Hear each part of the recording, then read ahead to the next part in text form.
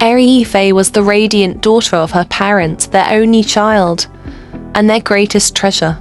She was the kind of girl who lit up a room just by stepping into it. Full of life, joy and promise, everything seemed perfect in her world. Her laughter was the melody that filled their home, and her presence was the glue that held her family together.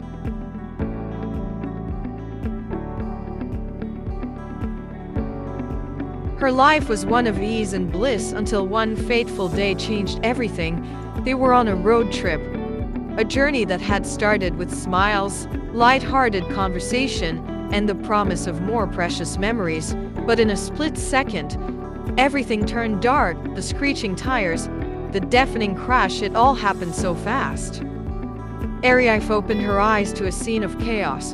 Her head was spinning, her body aching, but she was alive. Her parents, however, were gone, taken in the blink of an eye by a cruel twist of fate. The terrible accident claimed their lives, leaving Eri-ife as the sole survivor.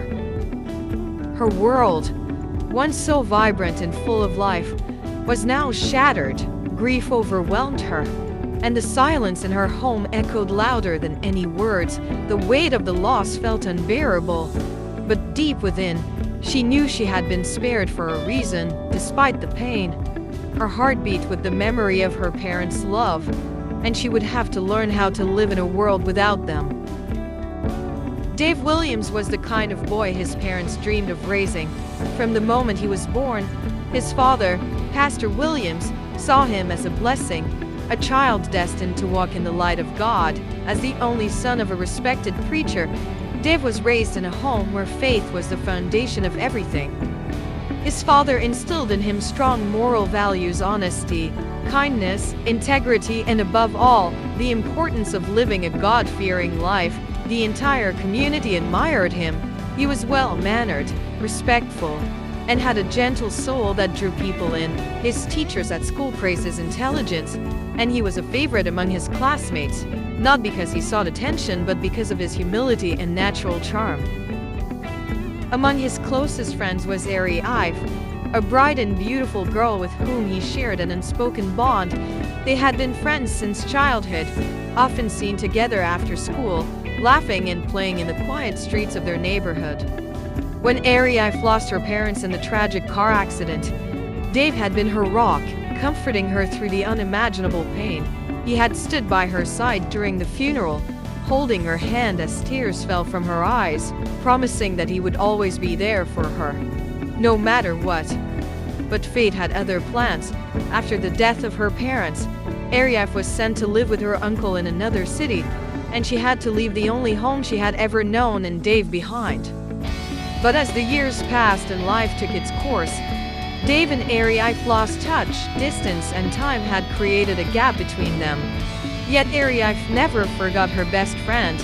Every now and then, she would think about him, wondering where he was, how he was doing, and if he still remembered the promise they had made as children.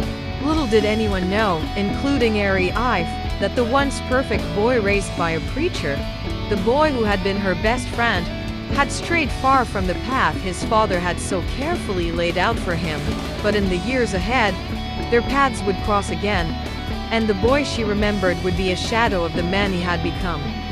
Devastated and orphaned, Eri-ife found solace in her uncle, Uncle Femi, a kind-hearted man who took her in, raising her as his own with unconditional love and care.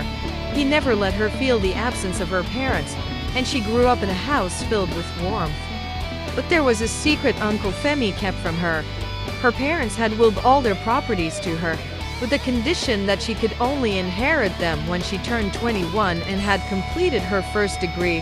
He believed it wasn't the right time to reveal this, as he wanted her to enjoy a normal life, free from the burden of wealth and responsibility. Eri-ife thrived in Uncle Femi's care, becoming a confident, intelligent young woman. She excelled in her studies, and when she gained admission to the university, her uncle was proud. It was during her 100 level that fate reconnected her with an old flame from secondary school, Dave, the son of her former biology teacher, Mr. Williams, who was also a respected pastor. Dave had been a charming, well-mannered boy when she knew him, and seeing him again reignited feelings she thought were long gone. What Eri-ife didn't know was that the Dave she once knew had changed over the years. Dave had joined a dangerous cult, and his life had taken a dark turn. He had become a womanizer, and secretly, he was gay. Despite having no intention of ever marrying, Dave was caught up in the power struggle within the cult, and to ascend to the position he desired, he needed to make a blood sacrifice the life of his firstborn child. Reconnecting with Eri-ife seemed like the perfect opportunity for Dave. He knew about her family's wealth, and more importantly, he saw her as the means to acquire the child he needed for the ritual. Eri-ife, still enamored by the sweet boy she remembered from school, fell hard for Dave. He showered her with attention, affection, and deceitful love.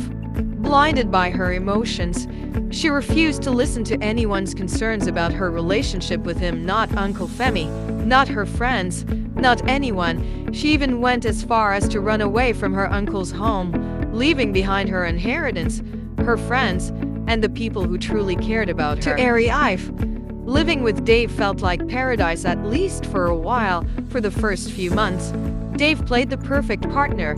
He pampered her, made grand promises, and convinced her that they would have a wonderful life together.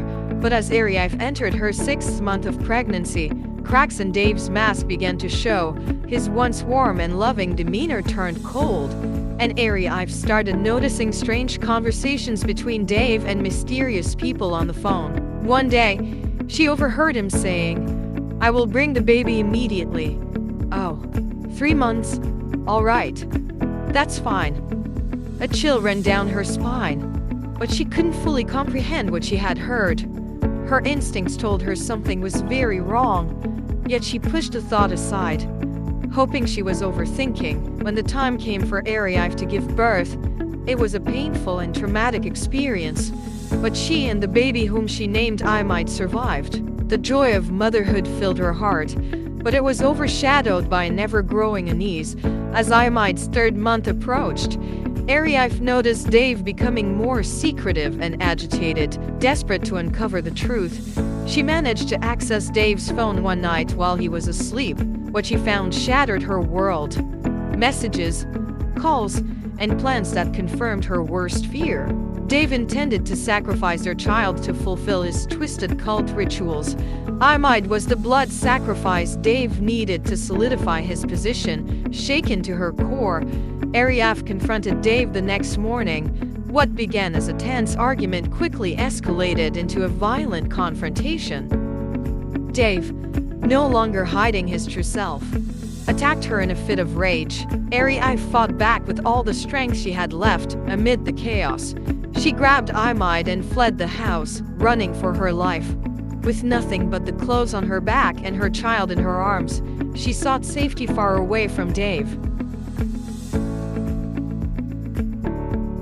What happened next? Was she able to save the boy from Dave? Did she reunite with her uncle, friends, and family? Was she able to reclaim her possessions and her parents' inheritance? These questions will be answered in part 2 of this story. Make sure to subscribe and turn on notifications, so you'll be the first to know when it's released. Don't forget to like and share with others. Thank you so much for watching, and I appreciate your support. I love you all.